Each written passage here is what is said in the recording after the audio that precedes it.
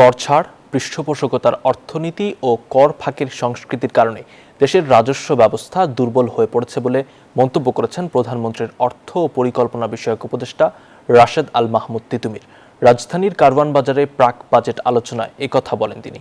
এ সময় তিনি জানান, ক্যাশলেস সোসাইটি ও বন্ধ শিল্প সচল করতে 3টি টাস্কফোর্স কাজ করছে। রাজস্ব খাতে শৃঙ্খলা ফেরাতে আমূল সংস্কার ও এসএমই নীতিমালা পরিবর্তনের কথা উল্লেখ করে তিনি জানান, অর্থনৈতিক আকার না বাড়লে কর আদায় বাড়বে না।